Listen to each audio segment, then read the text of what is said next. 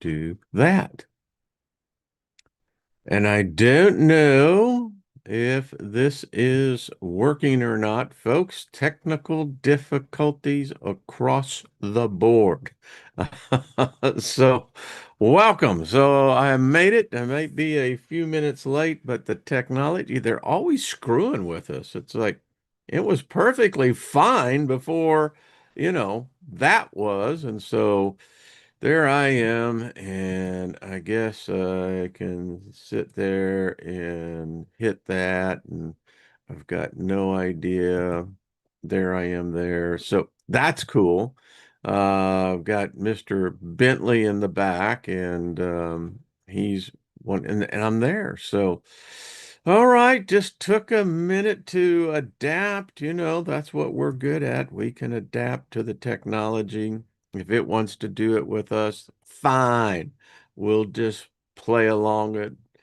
But anyway, so welcome everybody. Thank you for taking the time. The most valuable thing that we have in this realm is time.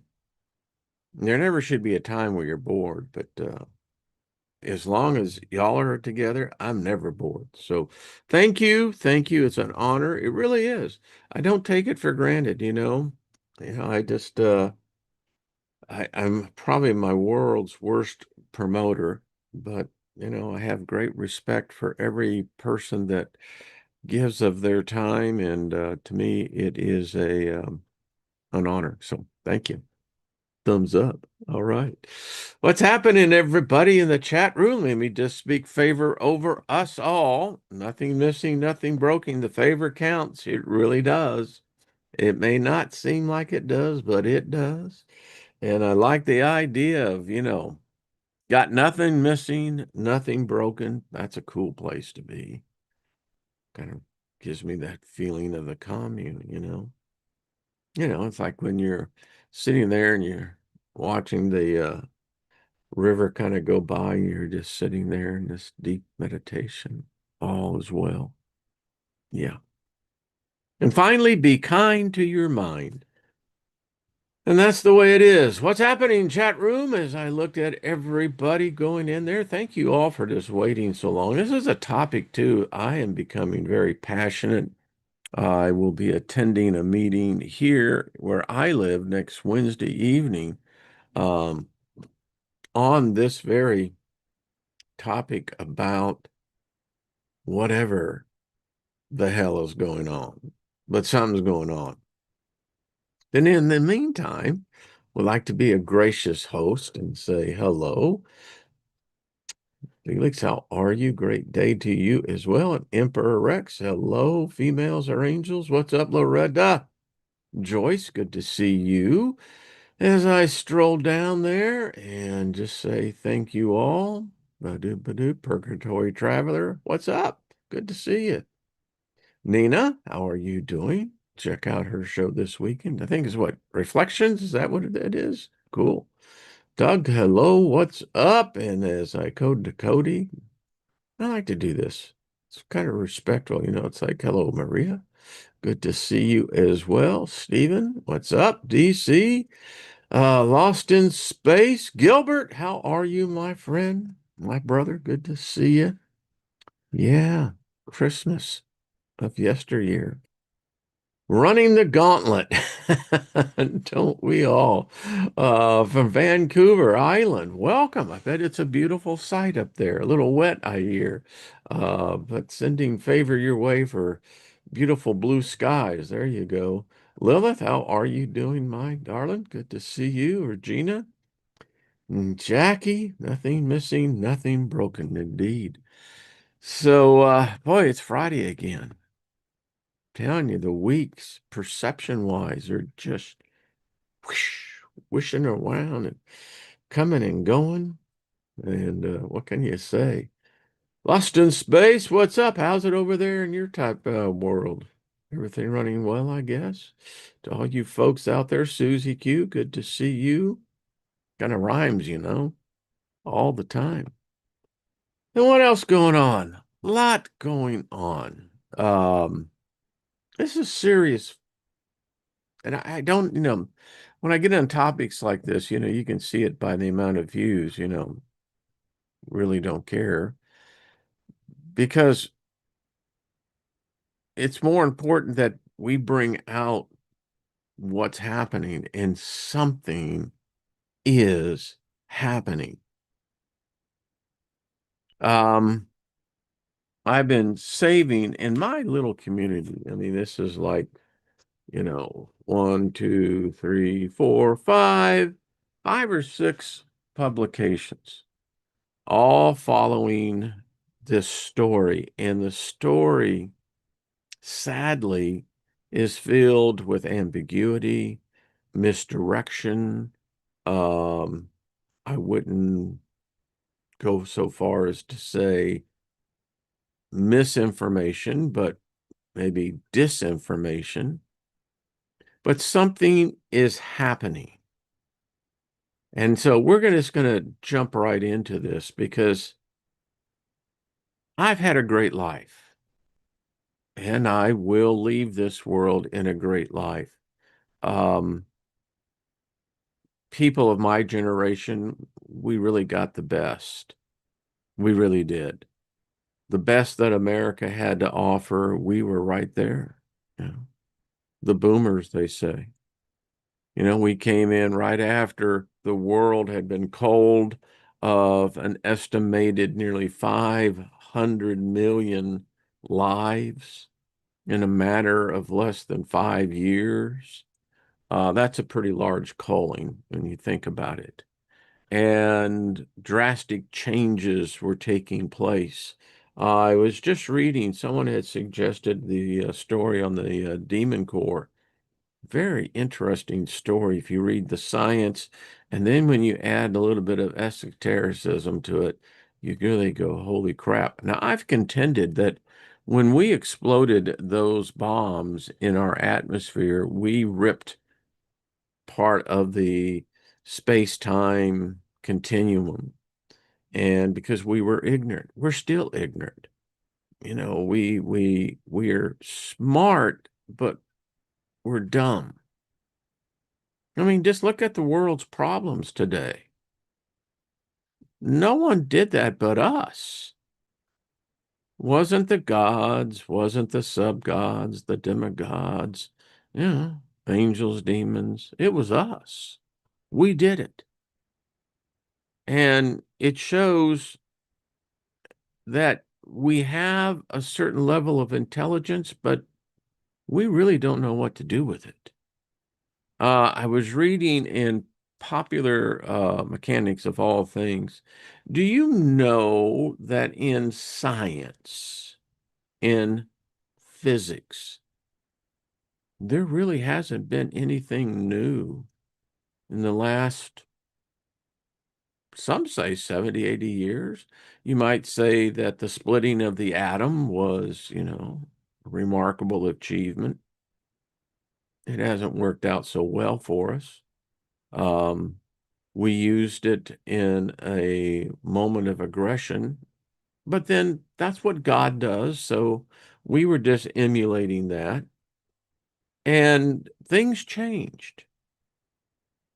It could be said by anthropologists in 100 years that, and even today, I'm sure Dr. Lynn would have a good position on this as well, is that we've changed so radically in the last 100 years. If you want to take the Industrial Revolution, okay, so add another 100+ years to that. But I think in the modern age, we've changed so rapidly that it's not natural. No one with cognitive ability to reason could not walk away and say that's not natural. Something unnatural is happening. It's happening to us. It's happening to us as a species. And, you see it on display in such a manner and in such a way that you have to really think, are these people on drugs? Are these people really people, but yet their actions or, thereof or lack of impact you and me. And then on top of all of this rapid advancement of technology, I can remember being at an event called the Mindshare. It was up in where was that up? Beaver Creek, I think. Where was that? Yeah, in Colorado. And some of the Titans.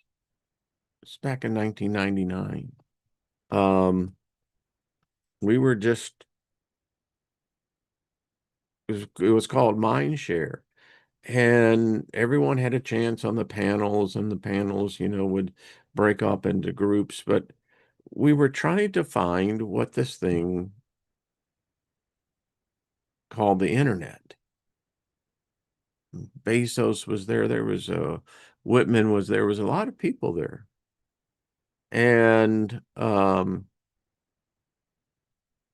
I can remember we were trying to define what is e-commerce. And then we were trying to figure out, okay, so if you're going to get people to switch to buying from brick and mortar to, a virtual store, that was a big deal, folks. Hundreds of millions of dollars studies done on that. I know my company paid. There was a company called Jupiter Communications, and you know, no one knew. And I dare say we missed probably one of the biggest aspects, was how impactful social media would become. And what I've witnessed uh, in those 26, 27 years, it's mind bending to say the least, where we were defining something coming from the ether. None of us were enlightened in the aspect of, seeing something from a metaphysical position. We had this thing that we didn't know what to do with it. It had unlimited potentiality. And people have made trillions off of that. It's reshaped governments. It's reshaped social cultures, norms. It's reshaping religion. It's reshaping the very fact of physical death. None of us were in panels or in side groups discussing these types of issues because they didn't exist. Well, they did. We were just not hip to it. And so a quarter century later, I sit here and I am truly a stranger in a strange land. This place that they call reality was not what I was born into. Gilbert, you know what I'm talking, calling others. This was not reality. It was not the world we came into. And I dare say that when we exit it, um, we may be the really last ones on the plane. We may truly be that last generation that has the ticket. Because once we're gone, we think we've seen a rapid takeover already. It will look nothing like us, and it will do its best to rewrite history. My paper I'm working on that is what I have found out. And it's odd how this is happening again. The foundation and the thesis of the paper is that we worship, and every one of us do, every one of us is influenced by it. Um, a deity, an intelligence that literally rewrote the past. and then overlaid itself upon the what I would call the record. And in the meantime, there was something that was considered to be ancient, no foundation, that was being swept under the rug, so to speak. And in the interim, there was a new reality being built. And that new reality was centered around us. Now, it's not real. It's not what the universe is, but for us, it is because it was designed for us. We're the lab rats in here. We're still the lab rats. They're still experimenting. They're still fucking with our minds. Now they're jacking with time. They're jacking with spatial perceptions of actuality. And it's changing right before us. And as this continues to unfold, one has to question, well, is this a return or is this a counterattack of something much greater, much higher intelligence than we are? We grasp it with our feeble minds that try to understand that which we have no ability to apprehend, much less comprehend. But we give it our best. And although they jacked with us so much, our potential was unlimited. They jacked with that. I don't know if it can ever be restored or returned. Maybe, a lot of different ideas. But what I do know is that I'm watching something physically take place and others are waking up. There are men and women who, again, I'll be meeting with next Wednesday. Um, they come from a religious point of view. I can dig that. There's others who come from a different political point of view. I can dig that. But what is so cool about it is that they all recognize something is going on. Something ain't good. This something, we can't quite define it, but what we do know is that it's alive. And what I mean by that, think about yourself individually. How much food, how much, caloric intake do you need to A, sustain yourself, to keep yourself healthy, et cetera, et cetera? On a per capita basis, each country would have difference, but for in America, it's amazing. They recommend that you have a 2,000 calories a day. Most people don't have much more than that. But if you think about that in a sense from an atomic atom way, it means that you have to be drawing in this energy. And in order for you to sustain and survive and thrive, it requires vast amounts of energy. Well, the same thing is playing out before our very eyes, but it's not in a life form that we perceive as life. We are arrogant in our perceptions and our ideologies, theologies, and philosophies that we think that we're actually the masters and the captains in the wheelhouse. What we're really doing is swabbing the deck, but doesn't matter. We perceive that we're in the wheelhouse, and that's good because that gives us the illusion.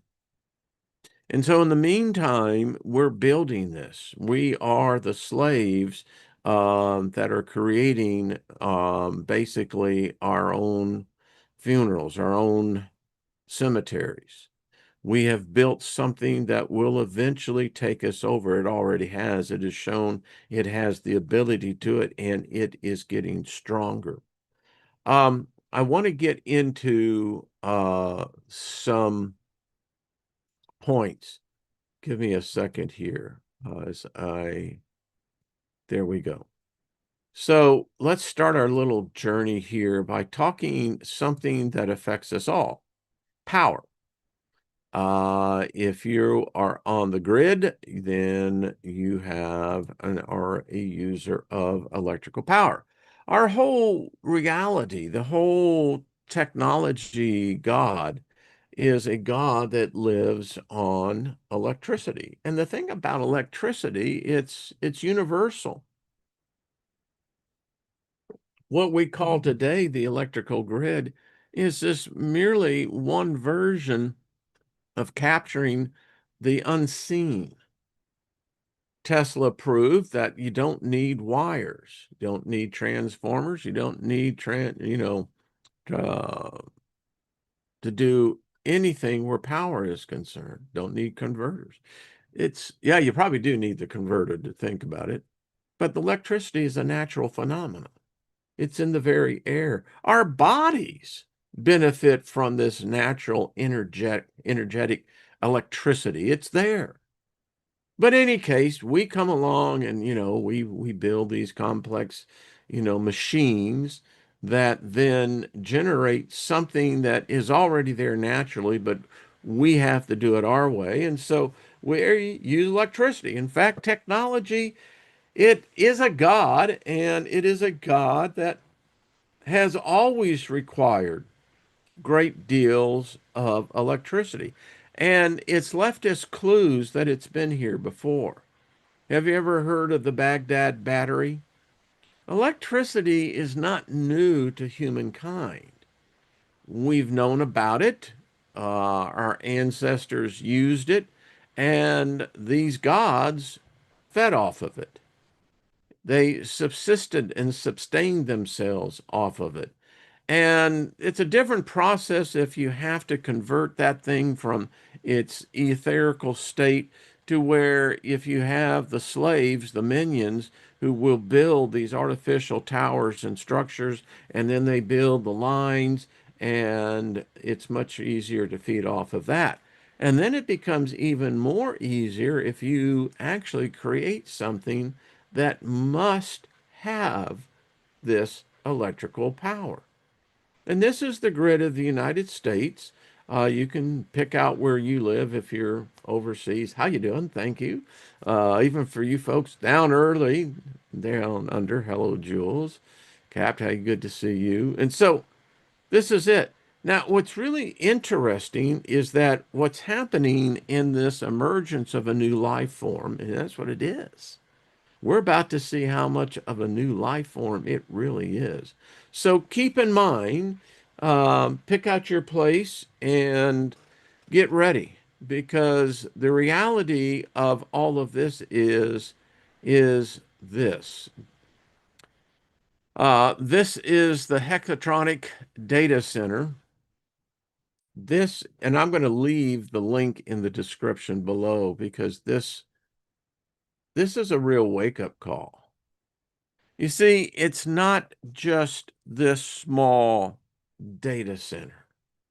It's not this ambiguous little building, maybe 10,000 square feet. No, no, no, no, no. This is something that is on such a scale, you cannot help but not walk away going, that thing's alive. We're building something that will eventually take us over, and it doesn't need the grid. It's already figured it out, but you know, you got to jumpstart the engine, so to speak. So this article is called "The Consideration for the Coming Mega Campus Gigawatt Data Centers." Folks, listen to me. This is I can't stress how freaking important this is because remember, this is part of the Trump administration's, I think the number is now, 8, $9 trillion going into this. Into this. They say if you really want to know where the power brokers are, follow the money. Well, folks, in this one, the streets are literally fucking paved in silver. If you want to know why silver is going out of sight, I am not a financial advisor, but I am telling you this, just check it out. These are not small facilities. And the scary thing is, it's purposely being built in rural America. They don't want to be in the cities, they're already there. But what they've got planned for rural America is a takeover. And the consumer will be paying a heavy, heavy price. I'm just going to read part of this article because you need to hear this. Those of you who are listening as well. Artificial intelligence and its insatiable appetite for computing power is driving the data center industry to contemplate a leap forward in scale and capability in the form of a mega campus and gigawatt data center. And if you don't know what a gigawatt is, I'll explain it to you. It's enough power that it'll show you here. The internet is entering an era of gigawatt scale data center campuses to power artificial intelligence, according to developers and industry groups, who say this approach provides the best opportunity to support AI workloads with renewable energy, wrote Data Centers Frontiers founder and editor at large Rich Miller in a article dated April 2024. This has been planned. Hyperscale tech companies. Did you get the word hyperscale? I mean, this is like a freaking bullet train to, a working locomotive. Are already seeking sites for campuses that can support a gigawatt of electrical power capacity equal to 1,000 megawatts or 1 billion watts, according to speakers at last week's Data Center World Conference. Folks, this is, if you want to talk about a new world order, this is literally a virtual digital new world order. And the old guard, I don't think are letting go. Remember, conspiracy theorists will say that there are some humans that are still thousands of years old who have not seen death and most likely never will, at least not the death that we see. But I digress. Miller followed up in June 2024 with an executive roundtable exploring this coming age of the gigawatt data center mega campus. Let's explore the key considerations for stakeholders involved in these massive projects, from understanding the fundamental concepts to navigating the complex landscape of power demands, sustainability, and regulatory challenges. In my little community, we've already had the main power company already start making exemptions. You're seeing regulations, ordinances being changed and altered. Yeah. And they're not going away. Why? Well, because these rural areas see them as a godsend. God sent them to these rural counties because now counties that were typically impoverished will now begin to see revenues, 10, 20, $35 million. You add that to a county or city coffers that typically their budgets are not 3 or 4 million at the most, and now you're starting to flush them with cash.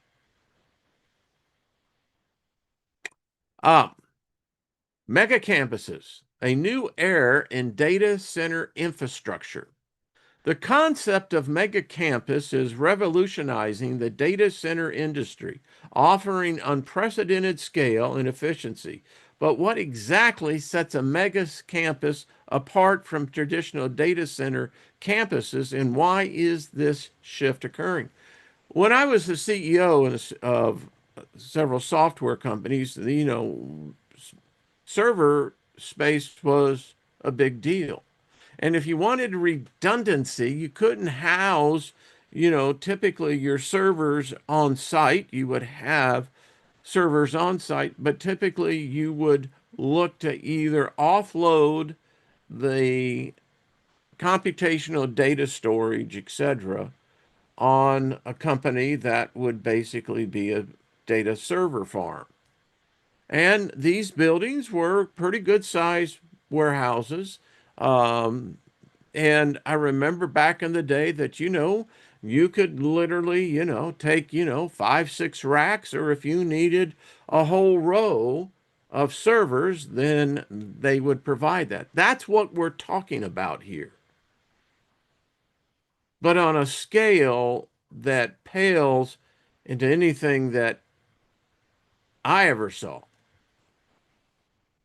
Um, it says the mega campus in the data center industry refers to a vast, integrated, complex of multiple data centers, facilities clustered together in a single location. These campuses typically span hundreds of acres and are designed to support massive computing power, often measured in hundreds of megawatts or even gigawatts. Now, if your little county probably uses at the very most maybe 50 megawatts, probably a little high, that's a big deal. But now imagine a data center coming in, and it's pulling 75 megawatts a day. Uh, where's that coming from? And the other problem when I was showing you the electrical grid, the United States electrical grid is so antiquated, so out of date, it can't handle the load as it is.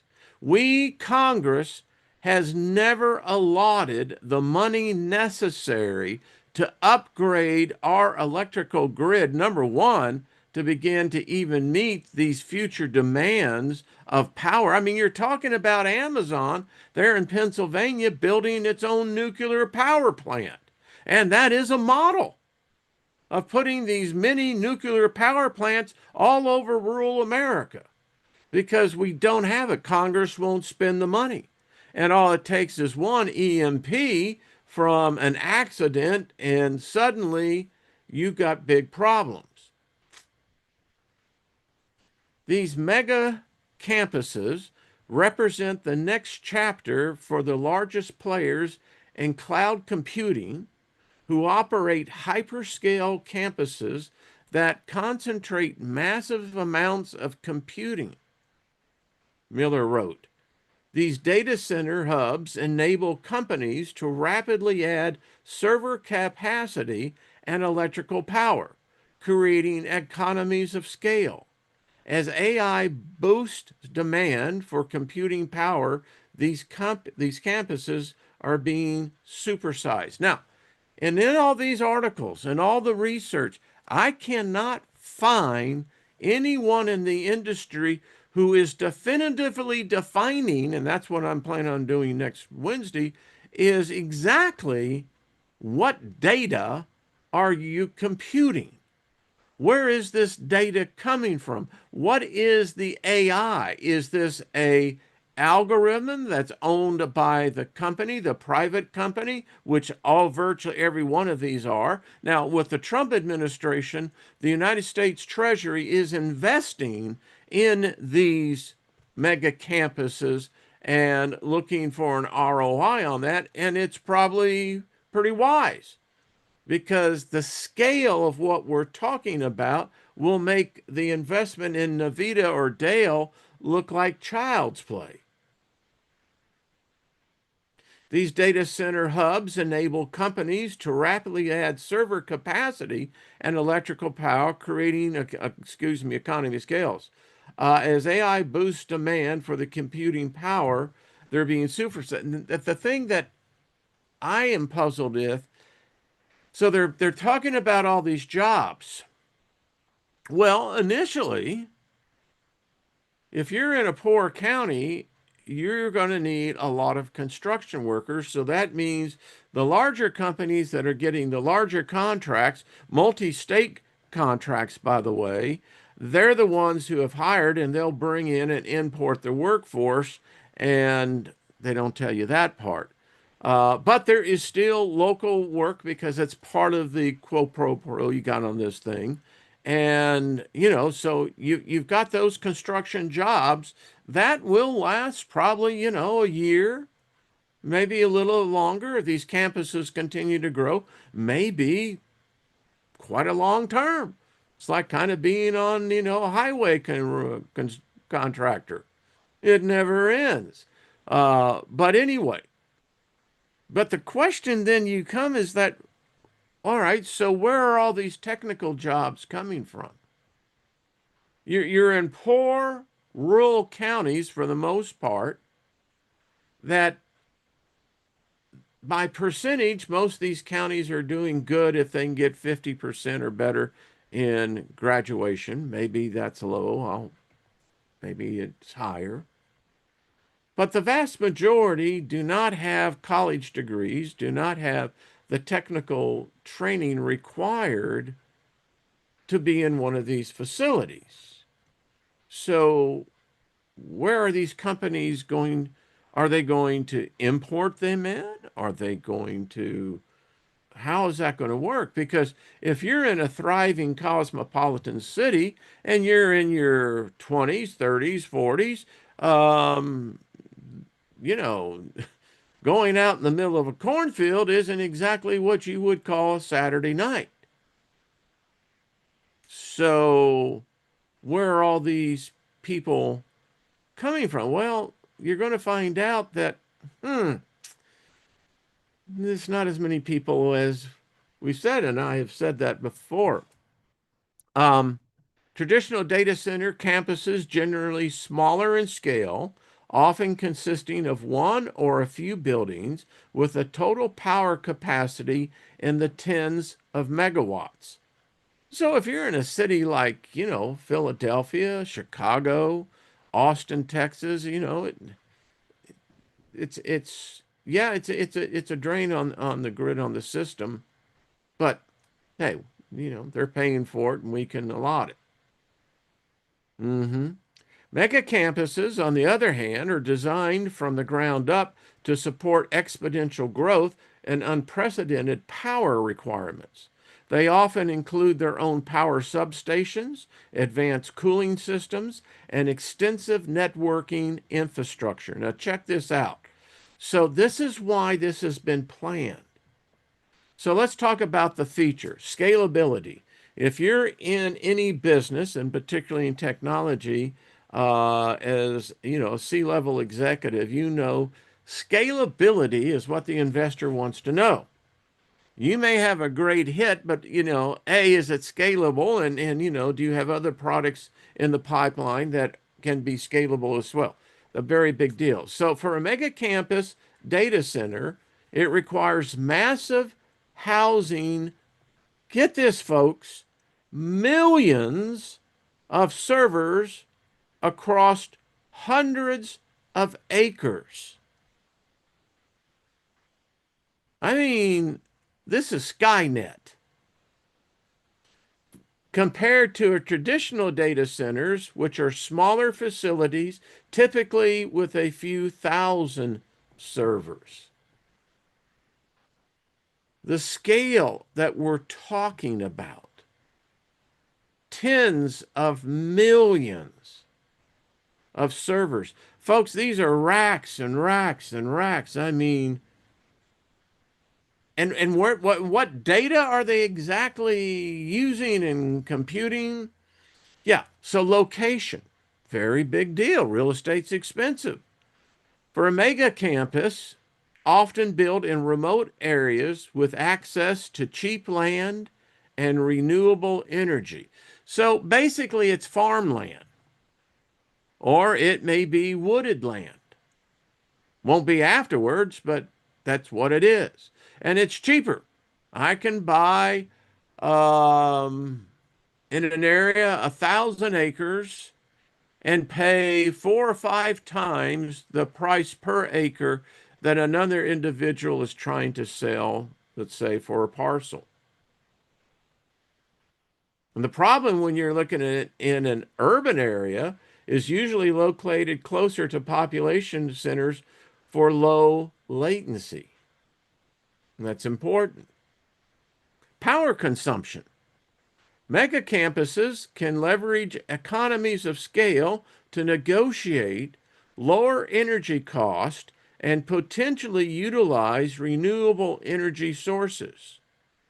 I like how the word potentially is put in there. It doesn't say it's going to, just says it has the potential. Now, you look at an urban area, the traditional data center, higher energy costs due to smaller scale and reliance on traditional grids. Utility companies don't mind them, but the fact that you have competing interest in particularly denser populations, yeah. And what's so odd is that, like, you folks in West Virginia are paying the subsidies for the data centers that are right outside D.C. Oh, you didn't know that about your electric bill? Yeah, yeah, yeah. Cost. For a mega data center, higher startup costs due to scale, but potentially lower cost of ownership due to economies of scale and efficiency gains. Means you don't rent, you own. For a traditional data center, potentially higher cost of ownership over the long-term cost for building and maintaining facilities. So you can already see what this has the feel for it is that, well, we can do AI and do away with a lot of these other type jobs that are costing us a fortune. The biggest thing that I found as a CEO of a company dealing with the CFO and etc., our biggest single cost was the employee. Very, very expensive. You have to allocate certain amount of square footage, then they have to have restrooms, they have to have break rooms, then you've got the HR kind of, it's just, it's an expensive overhead. And the more that you can have AI to replace that programmer, that marketer, the cheaper it is for your bottom line, which is more profitable, means the stock price goes up. Yeah. Latency. Latency can be higher due to longer distances to users, but some employ edge solutions to mitigate the issues. That means retaining people. Lower latency due to proximity to population centers. Again, it was the question I was asking. So, how are you going to get these people to drive out in the middle of bumfuck Egypt and, and then drive all the way back? How is that green energy? What are you going to make them all have electric cars? Is that the idea? You see how it's been leveraged? Security. For the mega centers, may have enhanced security due to centralized location and advanced security measures. Just a simple guy, but I can read.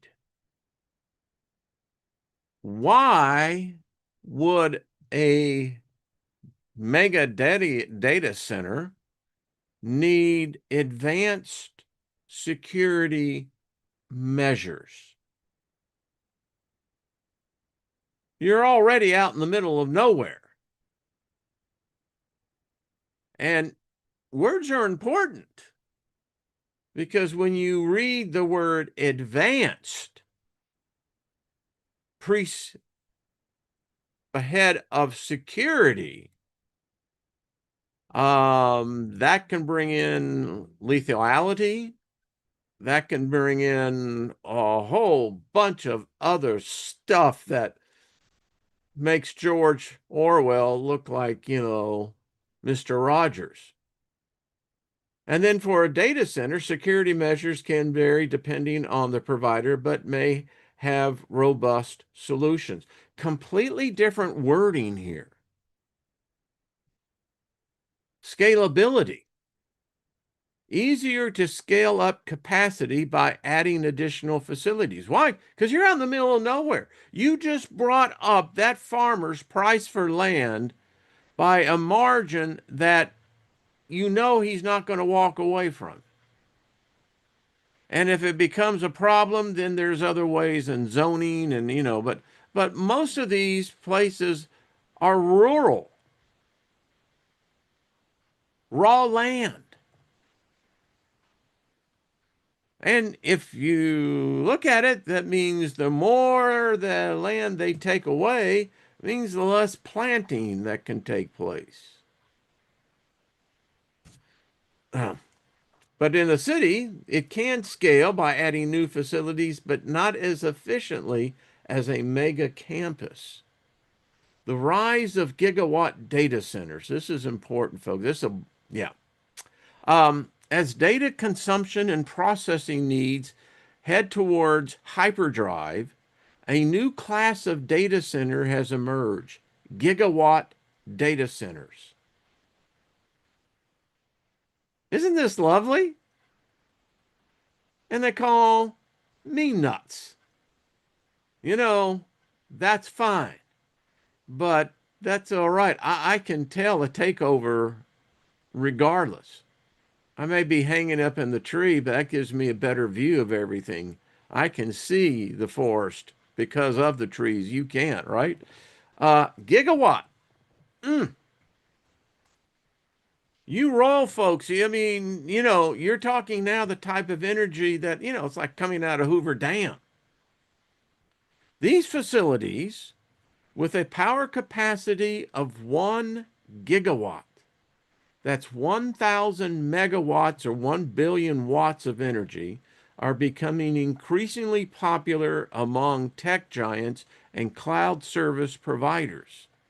To put a gigawatt data center into perspective, a single gigawatt is enough to power approximately 750,000 homes, 10 million 100-watt light bulbs, or over 100 million LED lights.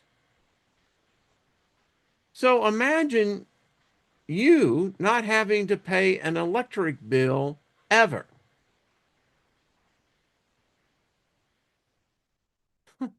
Yeah, sure. Gigawatt data centers offer several advantages over their smaller counterparts. Oh, really? Economic scale. Larger facilities can operate more efficiently, reducing costs per unit of computing power. Remember human capital in this equation. Centralized management. Consolidating operations in one location simplifies management and maintenance. So where's all these jobs coming from now? Didn't I say that these would be automated jobs? Robots?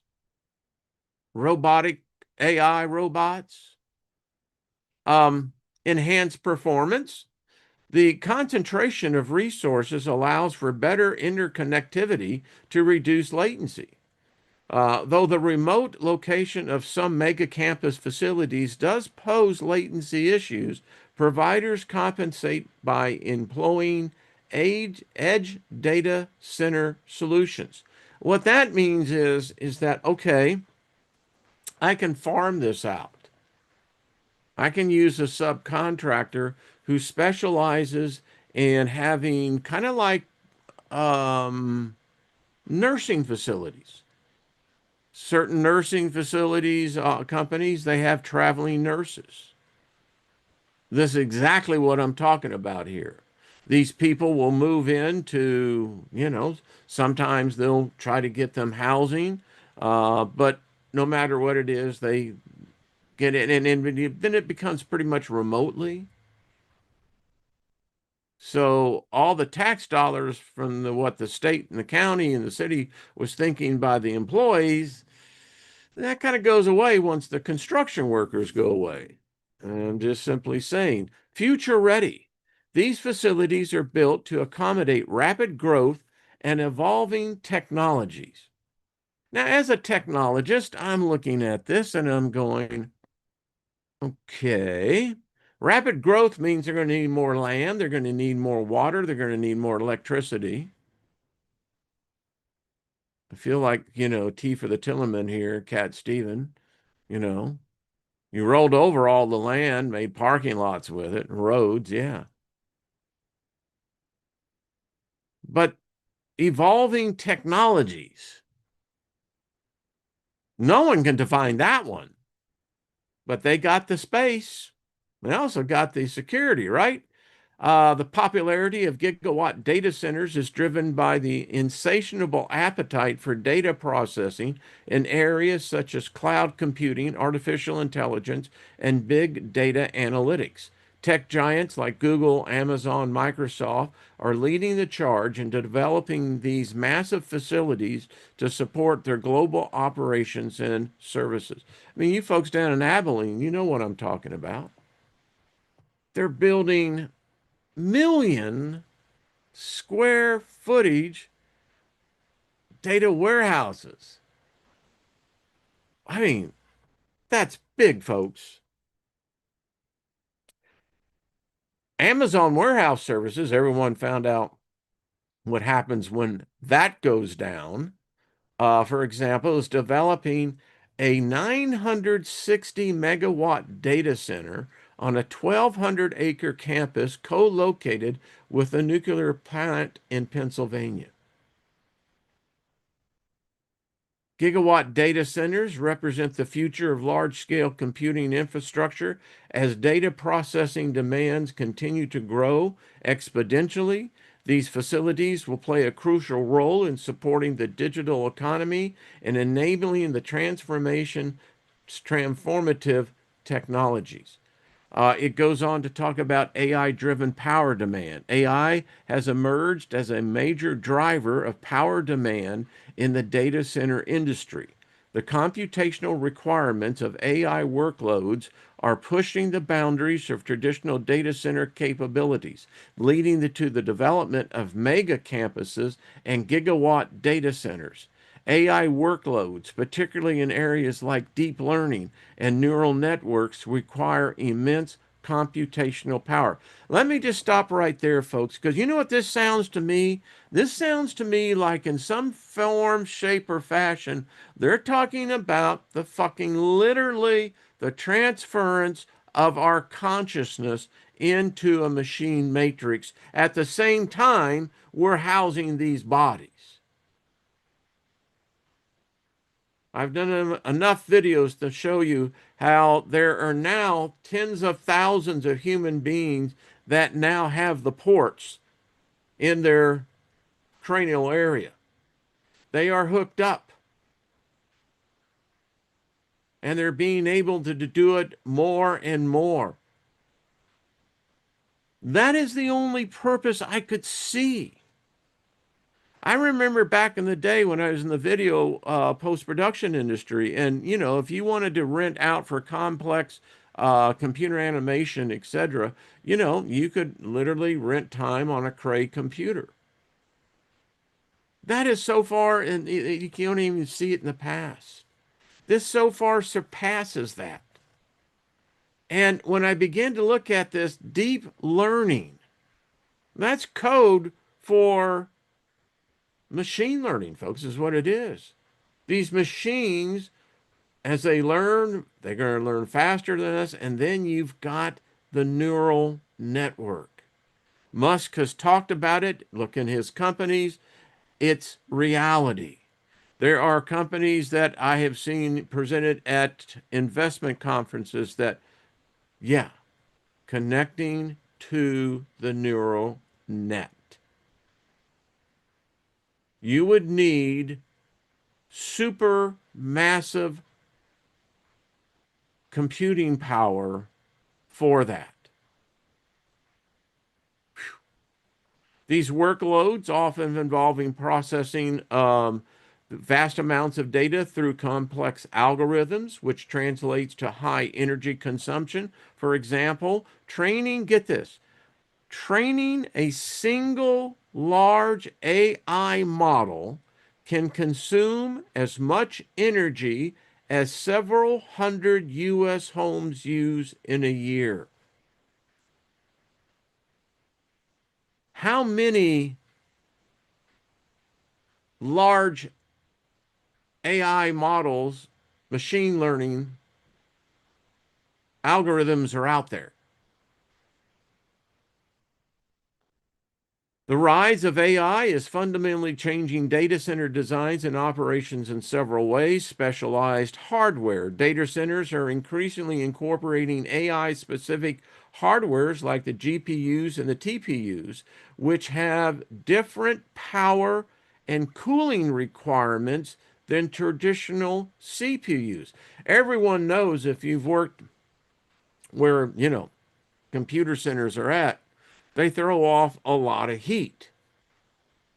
Always amazes me that, because you only got a small little fan in area and you can blow the heat out, but you've got 4 or 5 million servers in a building.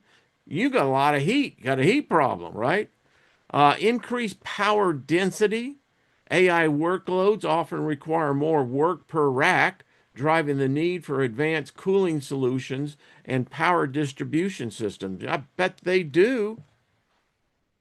You think about, why does it, now you can see where this electrical demand, but why the water? Why so much water?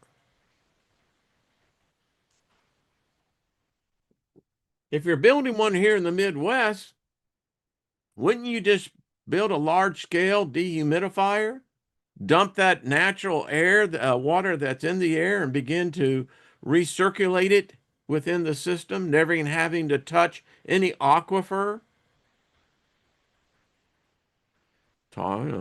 Scalability, rapid evolution of AI technologies necessitates data centers that can quickly scale to meet growing computational standards. And it goes on. I'm running out of time here as I look at here, but basically we were at it. But here's the other point. Article after article. This one is technology now. Danger. Artificial intelligent data centers are overwhelming the global electrical grid. This article goes on to say it's not just us here in the United States. There are people over in Europe that's got it worse than us. I mean, they're literally freezing their asses off because of the data centers. This is Latitude Media. Data center boom. All the cheap power is gone. These data centers, no matter how you slice it and dice it, are going to raise the price that consumers pay for electricity. It will get to the point where it's going to become so expensive, people will literally not be able to pay for electric to their homes. This is nuts.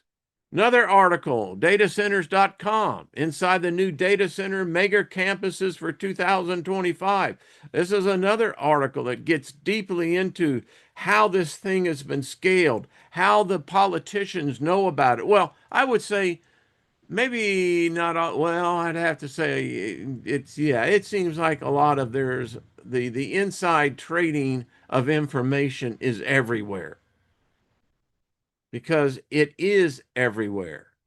Goes into defines what's a mega campus in 2025, multi-tenant ecosystem, integrated infrastructure, why mega campuses are emerging now. They're everywhere, everywhere. It's designed for the rural area. This is here's why I'm the now. This is from Forbes. Forbes comes out. Get this. Why America's power grid will be able to withstand the 2.5 trillion AI data center building boom. I mean, it's right now so fragile, it would be the equivalency of someone in a nursing home. That's what our electrical grid is like. But now there it is right there with Forbes, $2.5 trillion. You don't put that type of capital into something that isn't going to return. We're talking X factors here. And they tried to go and say, well, because of all these now open AI and all this, that basically Congress, industry is going to be forced to upgrade the grid. I don't know if I agree with that, but that's cool. You know, uh, I had to be at least showing you that there was someone out there saying, well, that's not necessarily true. So there you go. Crazy? Yes. Nuts? Yes. What do you do with it? I don't know. You need to get involved. If your area, I was talking to someone earlier today that lived in a completely different county. What she said to me is that, yeah, they want to put one in our county. Again, and the argument is hard. I mean, right now, Uh, the Trump administration says the economy is about to bust wide open and boom.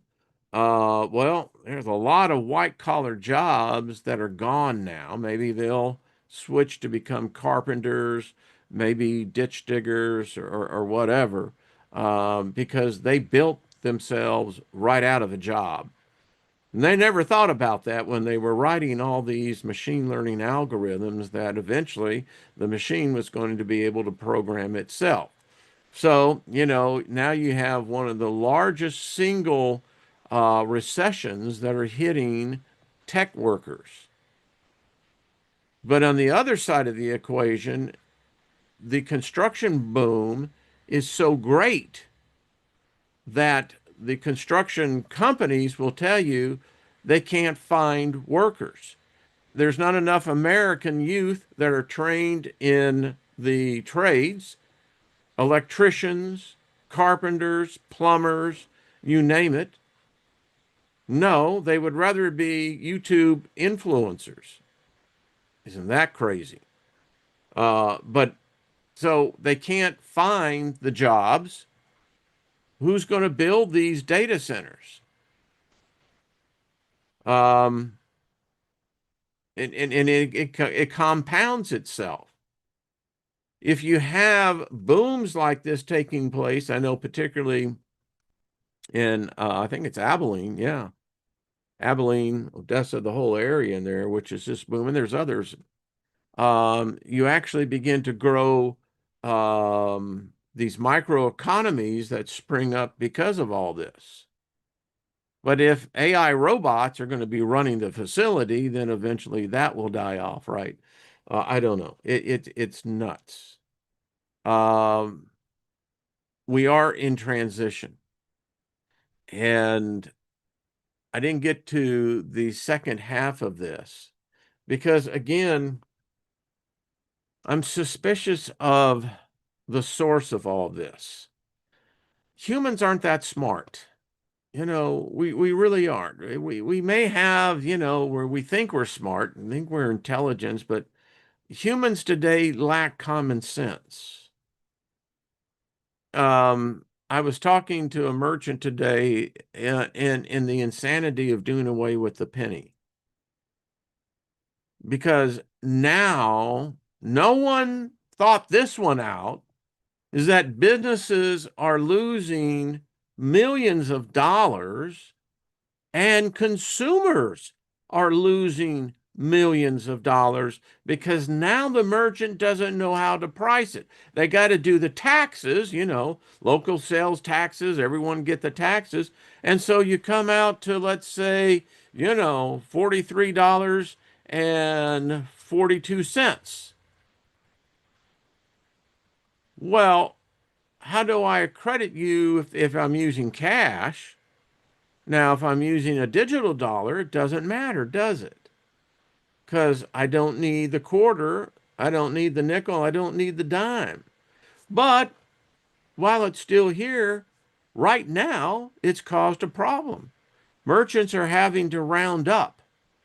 So, for instance, if you're at 42 cents, the merchant will take a loss of 2 pennies to bring it down to 40. But if you are at 43 cents and higher, they'll round it up to the next nickel, which is costing you, the consumer, combined millions of dollars.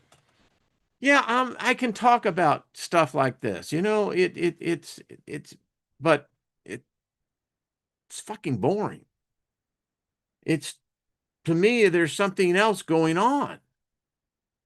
And I can't help but not think that there is either a higher intelligence, because intelligence doesn't necessarily define good or evil. It's intelligent.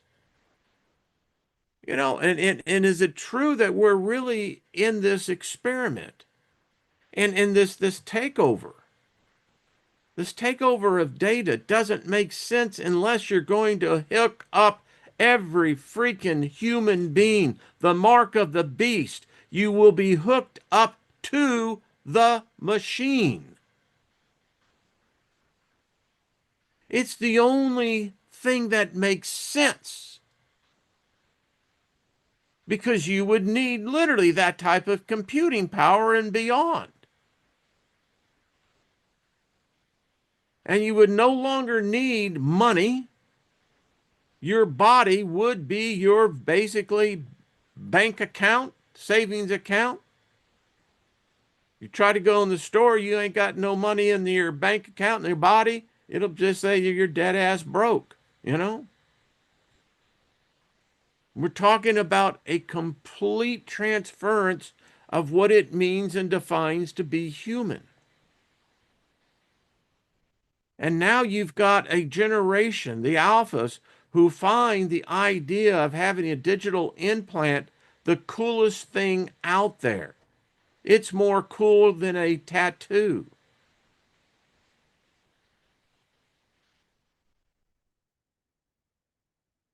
But these are just my opinions, my thoughts. You have your own, but something's going on.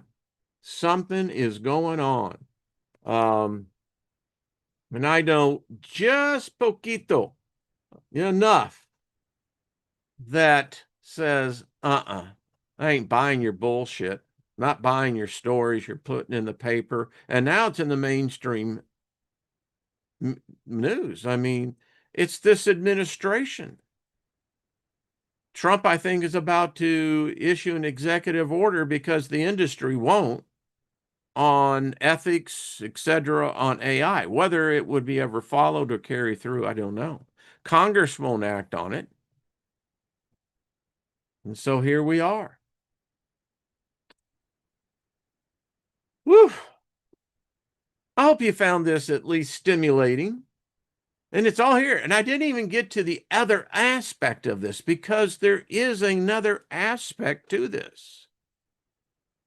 And in fact, it's the more deeper aspect when you look at it, because I contend there is something of the unseen realm that is unfolding.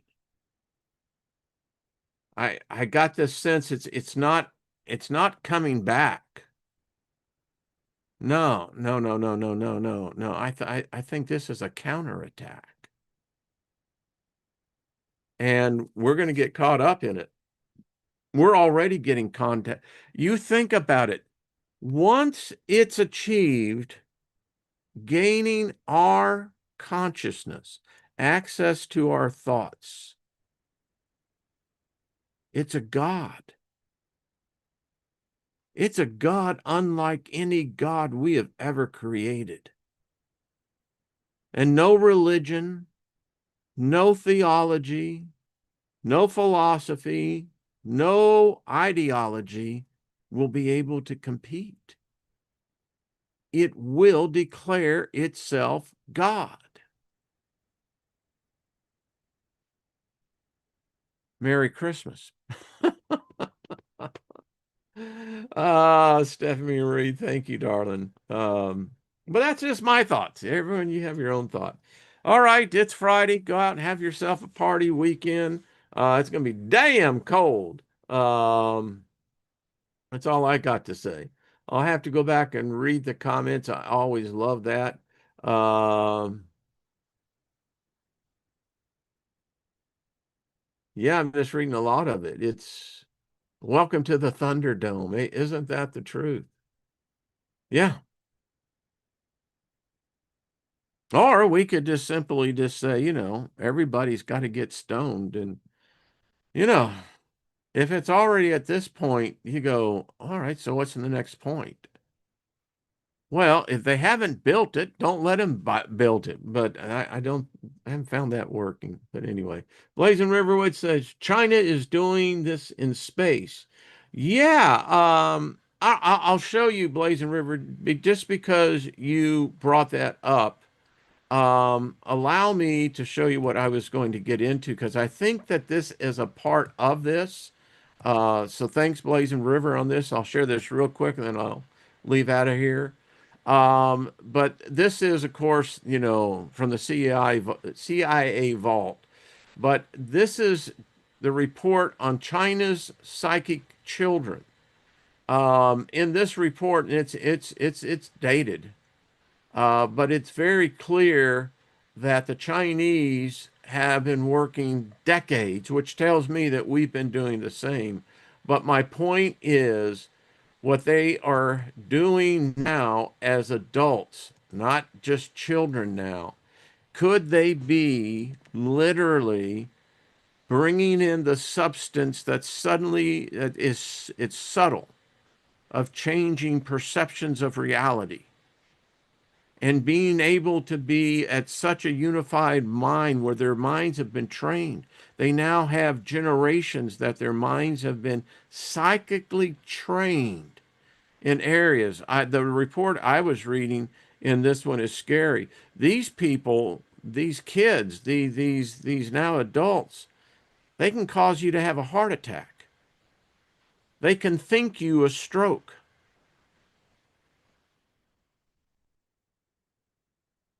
Yeah. And now imagine a soldier group hooked up to the neural net, psychically trained in the manifestation of understanding substance and how it congeals into physical reality of matter, them combining themselves into a unified machine that can now amplify what they're doing. This gets fucking scary, folks. But this is what's happening. But it's just easier to talk about, other things in the sky. Yeah, and it makes you just walk away. And I know I went way over. Who gives a crap on that one? But it's just something going on, man. It's just like this ain't normal. I mean, it's like Project Stargate. That was our counter to what the Chinese were doing. And if the Chinese were doing it and we were doing it, well, you damn sure know the Russians were doing it and the Brits were doing it. And you got to get, so what the hell is going on? The Men Who Stare at Goats was not just a funny movie, but it was an actual thing. They just it was a distraction because it made you think it was funny that the United States military would actually put a group of men in trying to do, but yes, what they were doing. It's exactly what they were doing. Uh, so anyway, uh, yeah, synthetic telepathy. That's what we're talking about. All right, everybody. Thank you. Went way over. Apologize to you. Have yourself a great weekend. I won't see you on Monday. I'll see you on Tuesday. But maybe something might come up over the weekend. Just might get bored and say, well, let's talk about it because there's the other part of the equation. We have been so devoid of the feminine, of her presence. How would you make a counterattack? Would you start out by using something that would become usable by every living soul and then slowly nudge? Think about it. There's just all sorts of stuff. Um, and it's definitely, it's not, can't live in fear. It's doing it. The thing about it is, it's just, you look at the Borg in the face, and they say resistance is futile. You know what you tell them? Fuck you. Yeah. Absorb that. So it's blunt language, I know, but sweetie, that's just sometimes is what you got to do. Tell them to kiss your ass and just move right on along. Um, yeah, that's, that's not my reality. It's not your reality. I think, what kind of freaking reality is this that they're creating? It's Nutsville. But anyway, hey, Gaia. So, all right. Hope all of you had fun. If you're staying with me, then this had to be entertaining. But it's on a serious note because they're actually doing it to us. So I don't know what is it going to be by 2030? Everybody's going to have a monitor. Is this where we're heading for? I don't know. Sounds awfully suspicious, doesn't it? All right. Much love, everyone. Peace. We'll see you. This is the season. So enjoy. Enjoy the season. Give a little love and start spreading it around.